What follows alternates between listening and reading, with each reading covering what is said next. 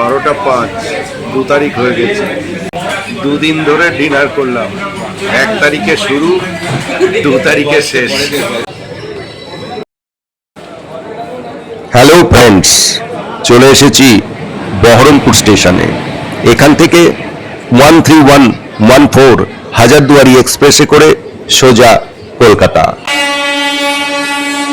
তারপর আগামীকাল সকালবেলা উড়ে যাব মুম্বাই শহর। আর এই হাজারদুয়ারি এক্সপ্রেস প্রতিদিন বহরমপুর কোর্ট স্টেশন থেকে বিকেল 5টা 25 স্টার্ট করে 9টি স্টেশন অতিক্রম করে কলকাতা স্টেশন পৌঁছায় রাত্রি 9টা 25। সময় লাগে 4 ঘন্টা। গুড মর্নিং ফ্রেন্ডস, শুক্রবারের সকালবেলা গতকাল কলকাতায় এসে নাইট স্টে করার পর আজ সকাল সকাল চলেছি নেতাজি সুভাষচন্দ্র বোস ইন্টারন্যাশনাল এয়ারপোর্ট। ওখান থেকে ইন্ডিগোর বিমান ধরে সোজা মুম্বাই। মুম্বাইয়ে কেন যাচ্ছি দেখাবো, সমস্ত ভিডিও দেখাবো। ওখানে যাচ্ছি কনভোকেশনে যোগদান করতে। ওখানে গিয়ে সমস্ত অনুষ্ঠানের অংশগুলো দেখাবো। স্কিপ না করে পুরো ভিডিওটা দেখতে থাকুন। আর এয়ারপোর্টে গিয়ে এয়ার জার্নি সেটা তো দেখাবোই।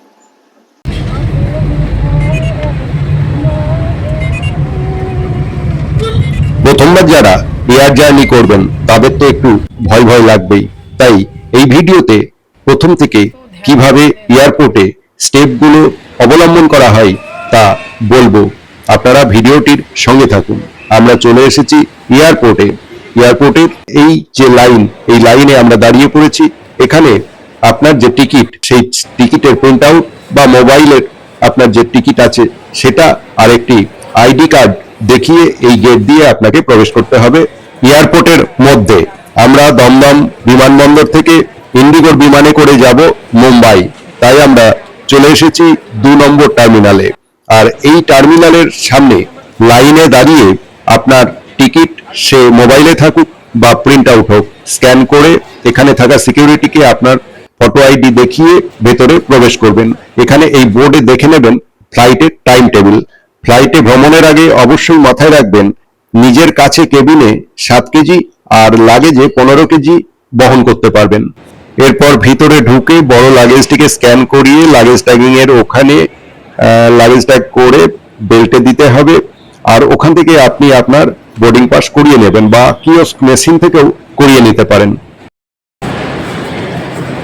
যাব গেট নম্বর 15 এর সামনে, 15 নম্বর গেটের সামনে যাব। চলেছি এখন হাঁটতে হাঁটতে। এবার আমাদের সাথে কোনো বড় লাগেজ না থাকায় আমরা সেই ভিডিও করিনি। পরবর্তী কোনো ভিডিওতে অবশ্যই সেই লাগেজ ট্যাগিং এর ভিডিও দেখাবো। চলে এসেছি 15 নম্বর গেটের সামনে। হাতে রয়েছে বোর্ডিং পাস। এই হচ্ছে boarding pass. Flight number 6C5183, seat number 39C 39A, Kolkata থেকে মুম্বাই। এরপর সিকিউরিটি চেকিং। এখানে নিজের কাছে থাকা ব্যাগপত্র পাশে ট্রেতে রেখে স্ক্যানার মেশিনের ওপারে পাঠিয়ে নিজে সিকিউরিটি চেক করে ওপারে গিয়ে চলে যেতে হবে বোর্ডিং এরিয়ায়। আমাদের বোর্ডিং 15 নম্বর গেট দিয়ে, তাই আমরা এগিয়ে চললাম 15 নম্বর গেটের দিকে। ওখানে কিছুক্ষণ ওয়েট করে এগিয়ে চললাম ফ্লাইটে ওঠার জন্য। ফ্লাইট দিয়ে দিয়েছে। আজ আমরা ইন্ডিগোর যে বিমানে ভ্রমণ করব সেই বিমানের ডিপার্চার টাইম সকাল 8টা 45। ফ্লাইটের সিটে বসে গেছি। আমাদের সিট নাম্বার 39A আর 39C। 39B middle. আমরা 39A আর 39B তে বসেছি। B আর C এক্সচেঞ্জ করে নিয়েছি, এনার সাথে এক্সচেঞ্জ করেছি। বিমান ডিপার্চারের আগে বিমান সেবিকারা বিমানের মধ্যে কিছু সতর্কীকরণ করবেন, সেগুলো অবশ্যই মনোযোগ দিয়ে দেখবেন, শুনবেন, অথবা আপনার সামনে থাকা যে ইনস্ট্রাকশন বুক সেটা ফলো করতে পারেন। সিট বেল্ট অবশ্যই টাইট করে বেঁধে নেবেন। মুম্বাইয়ে ছুটে গেছি বারবার, রেলে হোক বা ফ্লাইটে। সম্পার চিকিৎসা করাতে হোক কিংবা ছেলের আইআইটিতে। এবার চললাম আইআইটি বম্বে কনভোকেশনে যোগদান করতে। আগামীকাল 2রা মে বম্বে আইআইটিতে কনভোকেশন। আর সেই কনভোকেশনের ভিডিও বন্ধুদের সাথে শেয়ার করব। সময় সকাল 8:58। ছাড়ছে আমাদের বিমান ইন্ডিগো। আর এই ইন্ডিগো বিমানের ছাড়ার মুহূর্ত থেকে আকাশে ওড়া এবং আকাশপথে যাওয়া ও ল্যান্ড করা আপনাদের সম্পূর্ণ দেখাবো এই ভিডিওতে। অবশ্যই ভিডিওটি সম্পূর্ণ দেখুন। আর ইন্ডিগোর বিমানে যখন ভ্রমণ করছি তখন এই বিমান পরিষেবা সম্বন্ধে কিছু কথা তো বলতেই হয়। ইন্ডিগো হলো ভারতের বৃহত্তম ও এশিয়ার অন্যতম শীর্ষস্থানীয় সাশ্রয়ী মূল্যের বিমান সংস্থা। 2006 সালে প্রতিষ্ঠিত এই এয়ারলাইনটির সদর দপ্তর হরিয়ানার গুরুগ্রামে অবস্থিত। বর্তমানে আভ্যন্তরীণ বাজারের প্রায় 64% অংশীদারিত্ব নিয়ে এটি ভারতের সবচেয়ে জনপ্রিয় এয়ারলাইন। ইন্ডিগোর ফ্লিটে অর্থাৎ বহরে 400টিরও বেশি আধুনিক বিমান রয়েছে। ইন্ডিগো বিমান সারা বিশ্বে প্রতিদিন 2700টিরও বেশি যাতায়াত করে 137টিরও বেশি গন্তব্যে, যার মধ্যে রয়েছে 94টি অভ্যন্তরীণ আর 43টি আন্তর্জাতিক শহর। রানওয়েতে বিমান এবার প্রচন্ড স্পিড নিয়েছে। এবার ল্যান্ড ত্যাগ করে আকাশপথে যাত্রা করবে আমাদের বিমান। আপনারা ভালো করে লক্ষ্য করুন বিমানের উত্তরণ। এই উঠে যাচ্ছে বিমান ধীরে ধীরে গ্রাউন্ড ছেড়ে আকাশে। কলকাতার ঘর বাড়ি, বড় বড় অট্টালিকা, গাছপালা ধীরে ধীরে দৃষ্টির অগোচরে চলে যাচ্ছে। এরপর ধীরে ধীরে আমরাও চলে যাব ফ্লাইটে মেঘের আড়ালে। দেখাবো সেই দৃশ্য। আপনারা ভিডিও সঙ্গে থাকুন। এই প্রসঙ্গে একটি কথা বলে রাখি, বিমানবন্দরে বিমান ছাড়ার অন্তত ঘন্টা দুয়েক আগে পৌঁছে যেতে হবে, কেননা আগে দেখানো প্রসেসগুলো করতে অনেকটাই সময় চলে যায়। ইন্ডিগোর ডোমেস্টিক বিমান ভূপৃষ্ঠ থেকে 25,000 ফুট থেকে 30,000 ফুট উপর দিয়ে চলে, আর এর অ্যাভারেজ স্পিড থাকে 850 কিলোমিটার থেকে 900 কিলোমিটার প্রতি ঘন্টা।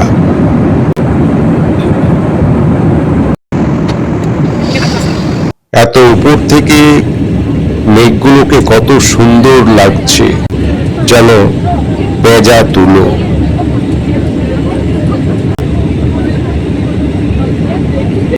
চলে এসেছি ছত্রপতি শিবাজি মহারাজ ইন্টারন্যাশনাল এয়ারপোর্টের খুব কাছাকাছি।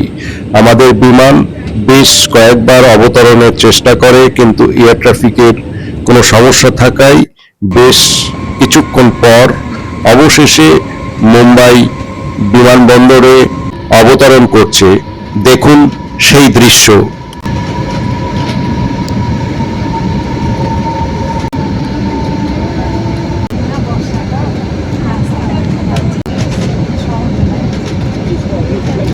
বিমান ভূপৃষ্ঠের খুব কাছাকাছি চলে আসায় দেখুন মুম্বাই শহরের সেই চিত্র।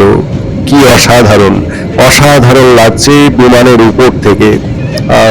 অসাধারণ, এক্সিলেন্ট।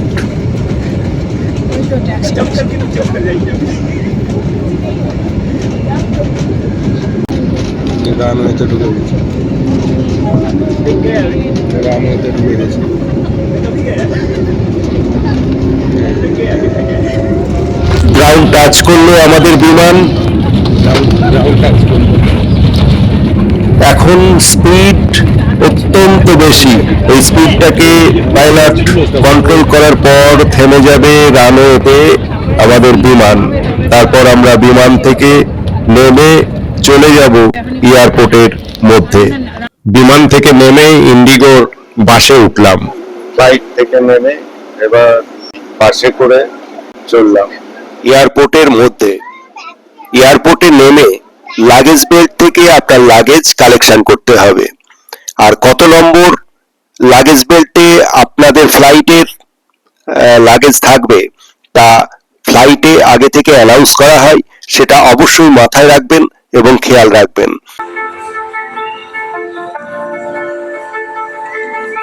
এবার আমাদের সাথে কোনো বড় লাগেজ না থাকায় আমাদের অ্যারাইভাল এয়ারপোর্ট অর্থাৎ দমদম এয়ারপোর্টে লাগেজ বেল্টে লাগেজ ট্যাগিং এর ভিডিও দেখাতে পারলাম না, বা ডিপারচার এয়ারপোর্ট অর্থাৎ মুম্বাইয়ের ছত্রপতি শিবাজি ইন্টারন্যাশনাল এয়ারপোর্টে লাগেজ কালেকশনের ভিডিও দেখাতে পারলাম না।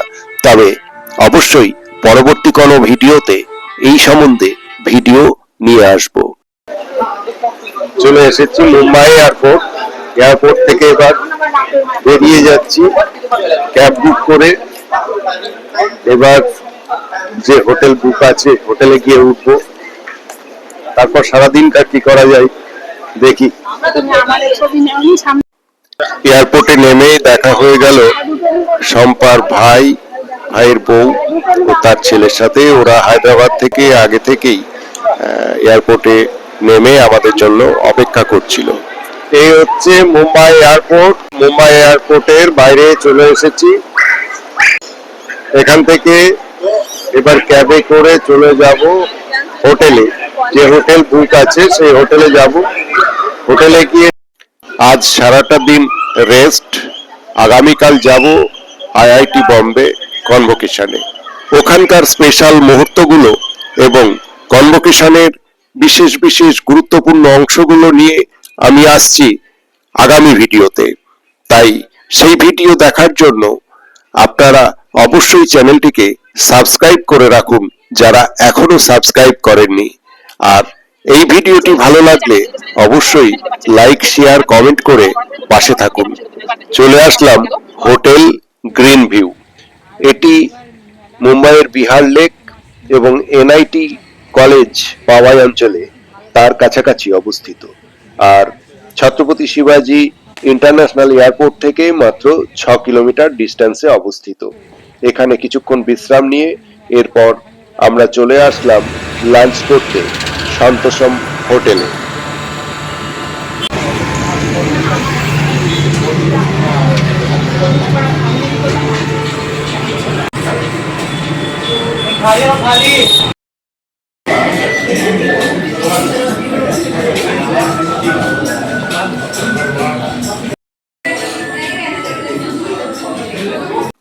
এই হচ্ছে আমাদের থালি, 250 টাকা প্লেট। আছে 3 রকমের আচার, আছে রুটি, ভাত, ডাল, আছে পায়েস, সবজি, ডাল, পাঁপড় ভাজা, অনেক কিছু আইটেম যথেষ্ট।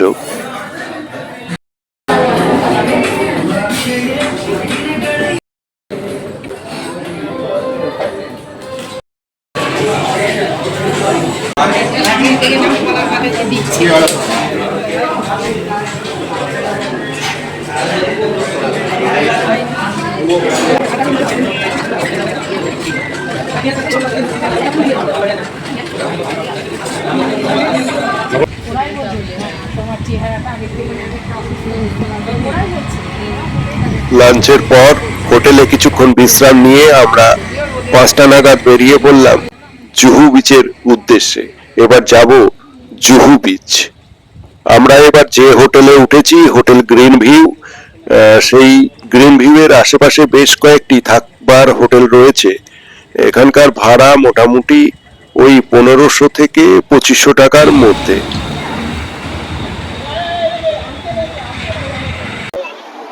চলে এসেছি সন্ধ্যাবেলা আরব সাগরের তীরে মুম্বাইয়ের বিখ্যাত এবং জনপ্রিয় সমুদ্র সৈকত জুহু বিচে।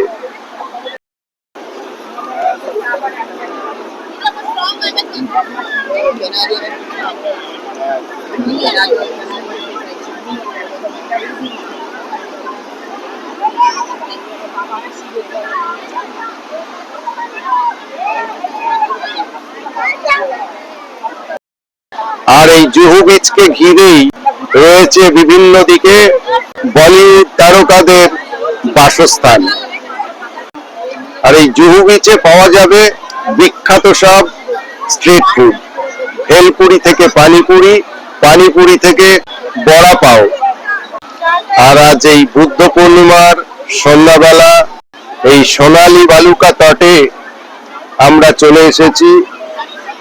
আর ওই দেখা যায় আরব সাগরের জলরাশি।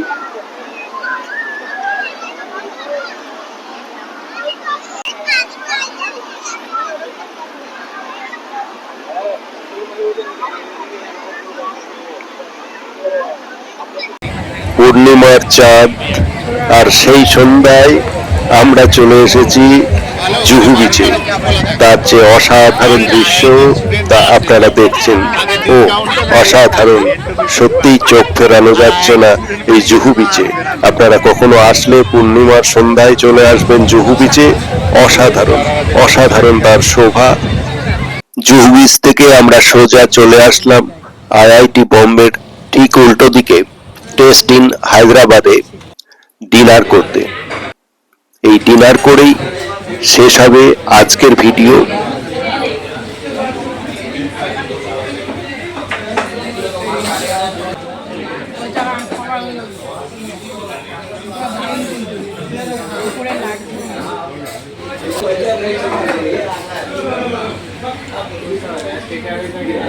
আজকে ডিনারে সবচেয়ে সুস্বাদু টেস্টি ছিল এই পপকর্ন ফ্রাই।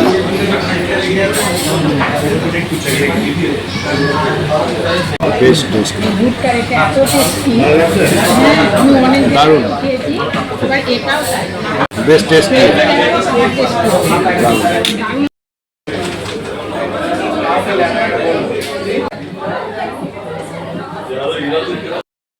রাজি হবে না, রাজি হয় জোর মামা বলছে রিমু চাকরি করে তখন ধরো রাজি হচ্ছে, ছোটন তো রাজি হয় না।